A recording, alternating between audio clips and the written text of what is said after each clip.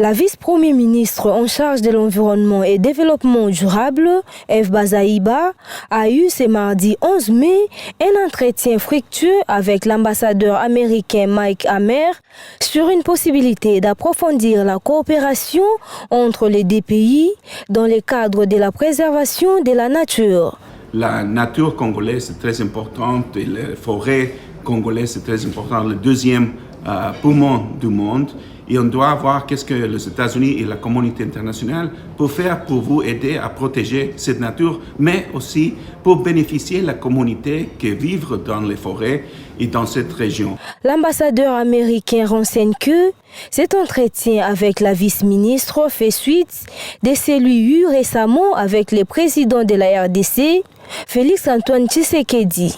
Parce que nous avons un partenariat privilégié entre les États-Unis et la RDC pour promouvoir la paix et la prospérité, on a discuté avec le président Tshisekedi si on peut ajouter un autre paix, la préservation.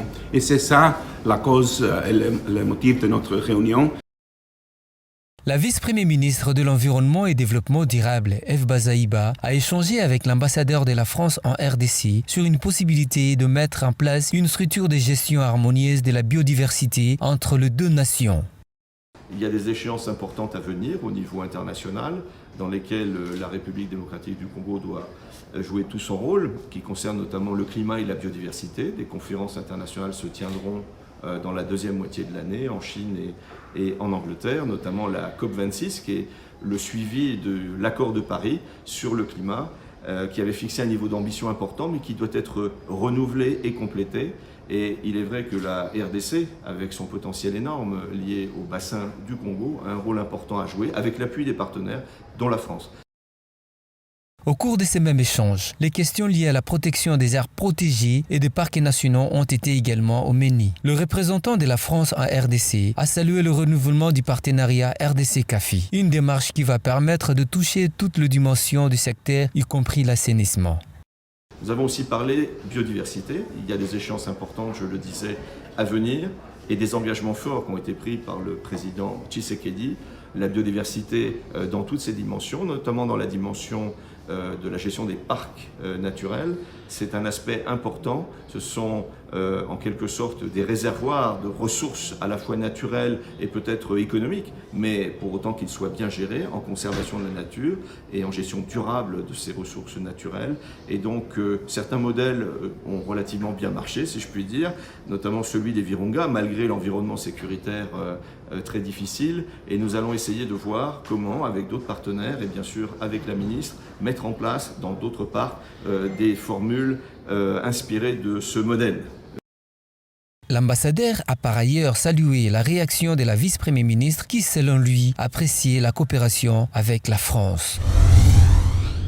Le monde célèbre le 11 mai de chaque année la Journée mondiale des espèces menacées. Cette année, un accent particulier a été mis sur le trafic d'animaux. Alors que ce trafic devient le 4e commerce illégal le plus lucratif au monde, les organisations comme Conserve Congo ont saisi l'occasion pour rappeler aux États de prendre des actions concrètes pour protéger les animaux au regard de la crise climatique actuelle. Selon le rapport sur le crime contre le faune sauvage dans le monde, publié en 2020, par l'Union internationale de la conservation de la nature, plus de 20 000 espèces de plantes et animaux sont en danger de disparition imminente chaque année. C'est ce qui serait à l'origine de répercussions sur la biodiversité, la santé humaine, la sécurité nationale et le développement socio-économique qui remplit les poches des groupes criminels organisés. La RDC compte parmi 2 pays où cette activité est récurrente à l'égard des espèces comme l'okapi ou le perroquet gris et encore de primates comme le chimpanzé et le bonobo, le plus souvent victimes de braconnage. Ici de rappeler qu'en 2016, l'UICN a requalifié le statut de conservation du chimpanzé d'Afrique de la catégorie en danger à la catégorie en danger critique d'extinction, reflétant ainsi la situation désastreuse de cette sous-espèce.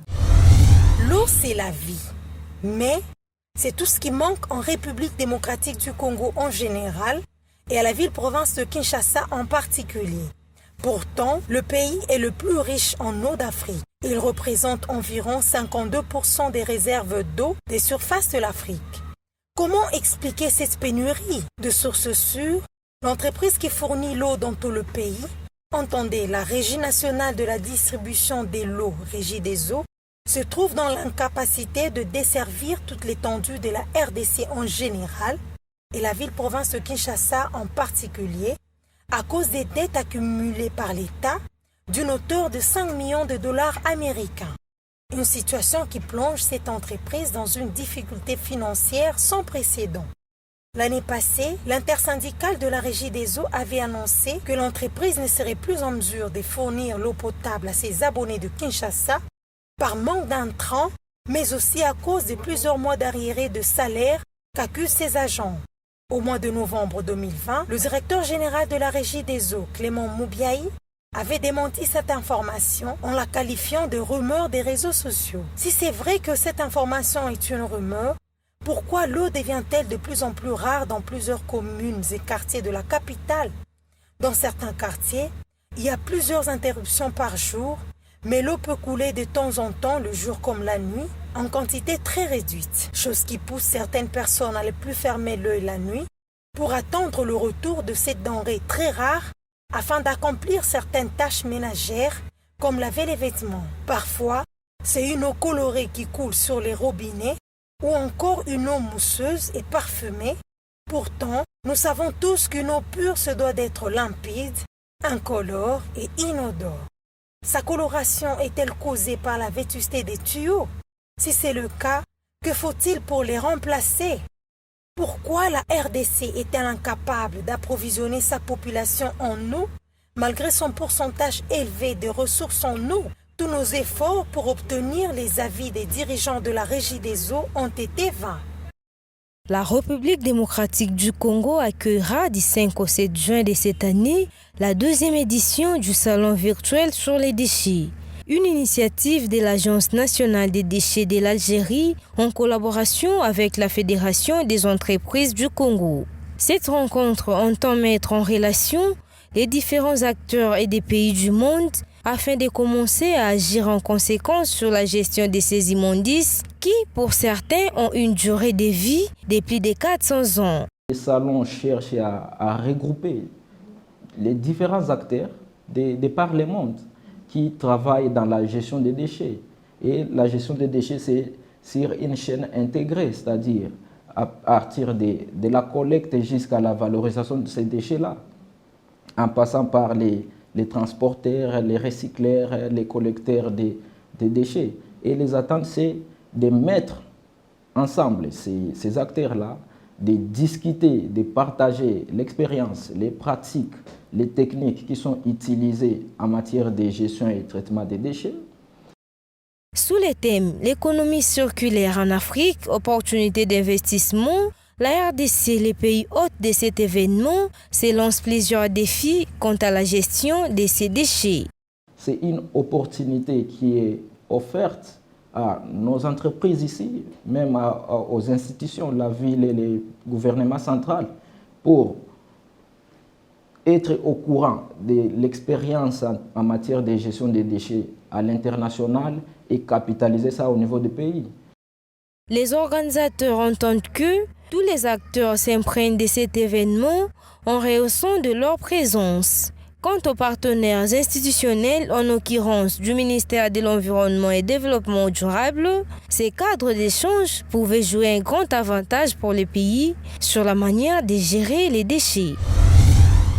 La Metelsat a été pour la première fois placée en République démocratique du Congo au début des années 1960. C'est la suite aux besoins exprimés par les colonisateurs. Le chef de division de la météorologie, Simon Kalinga, a retracé l'importance de l'installation de la météo et a fait connaître de quoi était l'idée principale et l'initiative de la création de cette agence nationale par le pouvoir colonial. Pour ces derniers, cette technologie avait pour but d'identifier les saisons trouvées sur place, le point stratégique, les climats et les réalités du monde sauvage, les réalités saisonnières qu'ils devraient affronter au pays. La météorologie est une initiative de colonisateurs qui avaient besoin de savoir l'environnement dans lequel ils viendront travailler. Ils devraient savoir le climat qu'il fait et toutes les interactions climatiques du milieu. Ainsi, ils peuvent voir s'ils peuvent venir travailler dans quelle saison ou dans quel coin de la République selon leurs besoins de recherche dans notre pays. Cela leur permettait de savoir, d'abord par rapport à leur santé, pendant quelle période nous pouvons aller au Congo pour travailler. Alors c'est la météo qui donne les différentes saisons qu'il fait au Congo. Et eux, par rapport à leur santé, ils peuvent voir, oui, pendant la saison des pluies, nous pouvons aller par rapport à la température, ou pendant la période de la saison sèche, nous pouvons aller pour faire nos investigations. C'est ça l'origine de la météo ici, donc l'initiative de colonisateur. Ces points focaux a par la même circonstance fait une mention spéciale sur la nouvelle appellation du Mételsat et de son rôle à jouer dans les quotidiens des Congolais. La population ne savait pas l'intérêt ou l'importance de la météo. Et maintenant, quand nous avons pris l'indépendance, alors les scientifiques, eux, savaient, ils ont commencé maintenant à implanter les sites d'observation météo à travers la République. En fonction de besoins dans l'agriculture, parce que les gens doivent manger. Les besoins de transport ou de la navigation, parce qu'ils doivent se déplacer. Vous savez que les routes, c'était difficile. Il fallait maintenant qu'on voie la gestion des eaux, la période où il y a la montée, l'affaissement, et quel engin on peut naviguer pour atteindre tel coin ou telle région où ils avaient besoin d'investir. Signalons que la météo est un service public très important dans la vie de l'homme dans le cadre de la prévention du temps et de l'information sur les prélèvements de température. Pour cet expert de cette agence nationale, les informations issues de la Mételsat sont inhérentes à tout le secteur de la vie des Congolais. Le corosolier est un arbre originaire d'Amérique et d'Afrique qui produit un fruit très apprécié des phytothérapeutes. Il est relativement petit. Il mesure entre 3 à 10 mètres de haut, comparé à la taille de ses fruits qui peut atteindre 30 cm de long. Très riche en éléments nutritifs, le corosol possède, comme le gombo, de nombreuses propriétés médicinales. Étant donné sa forte teneur en glucides, il n'est pas étonnant que le corosol soit d'abord considéré comme une source calorique par les populations autochtones, source d'autant plus importante que son poids peut avoisiner les 4 à 5 kg. Si le fruit est essentiellement composé d'eau, il renferme également des précieux composants qui lui confèrent ses nombreuses vertus. Riche en vitamine C, le corosol contient également des minéraux, des fibres, des protéines, du fer et autres lipides. Il doit néanmoins être débarrassé de ces grains noirs réputés pour être indigestes. D'autre part, le corosol peut également s'inscrire dans le cadre d'un traitement contre les troubles du sommeil, la dépression ou encore le stress. Ses propriétés antimicrobiennes en font un rempart efficace contre les attaques bactériennes, fongiques ou parasitaires. Sur le plan digestif, il facilite le transit et constitue un antispasmodique particulièrement efficace. Alors, comment consommer un corosol? C'est bien simple. Toutes les parties du corosolier s'utilisent. Les feuilles, les racines et les fruits. Le choix dépendra de l'application souhaitée. Mais l'arbre préférant largement les régions tropicales pour s'épanouir, il est difficile de le trouver en Europe. Cependant, son importation peut lui faire perdre sa valeur au cours du voyage. Il est utilisé pour purifier le foie ou encore pour maintenir l'équilibre du taux du sucre dans le sang. Sur le plan digestif, il facilite le transit et constitue un antispasmodique particulièrement efficace. Intéressés par ce fruit multifonction, des chercheurs auraient réussi à mettre en lumière ses effets sur certaines pathologies cancéreuses telles que le cancer du sein, des ovaires, du pancréas, du foie, des poumons, de la prostate et des intestins. Ainsi, les feuilles de corosol auraient révélé un pouvoir anticancéreux notable en luttant contre la prolifération des cellules cancéreuses. Certaines études affirment même qu'elles sont 1000 fois plus fortes pour tuer les cellules cancéreuses que la chimiothérapie. Afin de faire une tisane de feuilles de corosol, hachez 10 feuilles de corosol et faites-les bouillir dans 3 tasses d'eau. Éteignez le feu quand environ 2/3 de l'eau s'est évaporée et qu'il en reste seulement 1/3. Laissez la tisane refroidir et consommez-la.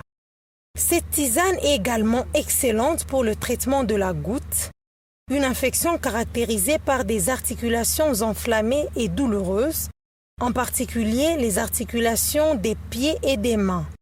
La tisane du corosol combat également les rhumatismes. Semblables à la goutte, les rhumatismes sont un état où le malade a des articulations douloureuses et enflées. Les muscles peuvent souvent être affectés. Une excellente façon de traiter les rhumatismes est de faire simplement bouillir plusieurs morceaux de feuilles de corosol, les écraser puis appliquer sur les articulations et les muscles touchés jusqu'à 2 fois par jour. Avez-vous souvent un rhume, une toux, une grippe et variété d'autres maladies et infections? Peut-être que la raison est un système immunitaire faible. Une excellente façon de protéger votre corps contre les microbes envahisseurs est de consommer régulièrement la tisane dérivée des feuilles du corosol. Cette boisson peut également être prise si vous souffrez déjà d'une maladie afin d'aider votre corps à se remettre à un rythme beaucoup plus rapide.